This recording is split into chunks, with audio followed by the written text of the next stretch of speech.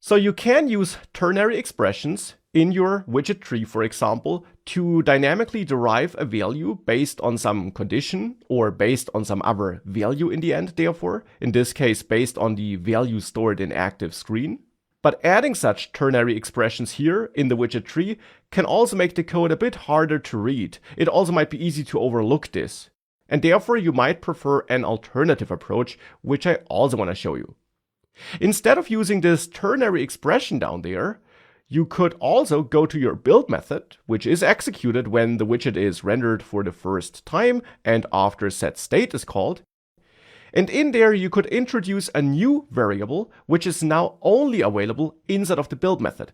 So this is now not a class variable. It's not like ActiveScreen, which is available in the entire class, but instead it's a variable scoped to this build method and only available in this build method.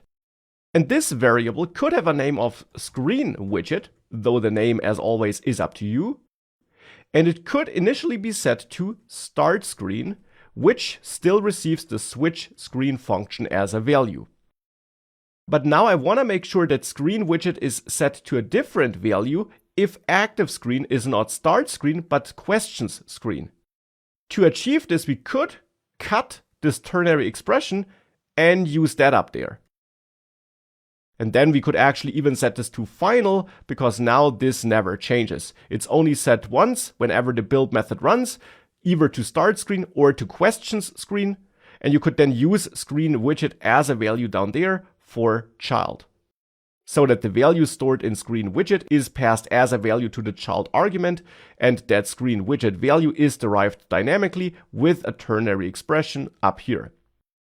You could do that, but with that you would of course still be using a ternary expression, though now at least outside of the widget tree, which already could be considered to be a bit more readable.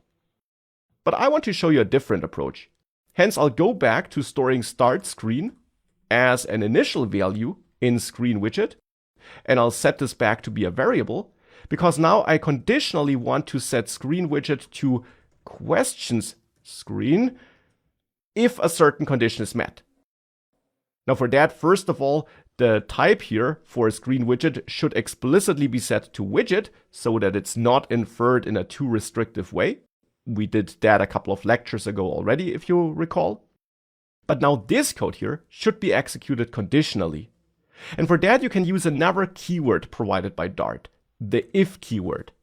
That's a crucial keyword which you need to use a lot, which is why I'm introducing it here, because if allows you to specify a condition between parentheses, and then you add opening and closing curly braces, and the code between these curly braces will then only be executed if this condition is met. So now we could cut this code here and paste this here into this if statement body. And the condition that should be specified here is now almost the same as before in the ternary expression. We want to compare ActiveScreen, so this variable, which is dynamically updated if the button was pressed. We want to check if it's equal to questionsScreen now actually, because we then set screenWidget to questionsScreen if the identifier is equal to questionsScreen. And here we can add const.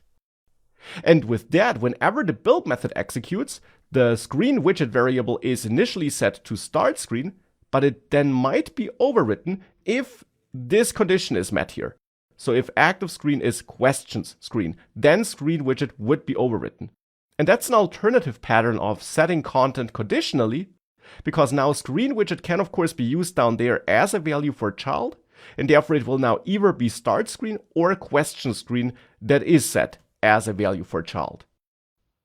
And that's the last alternative I wanted to show you. If we save this and force a reload, the app still works as before, but now using this approach. And as mentioned before, I simply showed all these different approaches because we'll need them from time to time throughout the course. And as a Flutter and Dart developer, you of course must know about these different approaches so that you can solve the different problems you might be facing when working on your own project, or also when working together with other colleagues that might be using one of these approaches.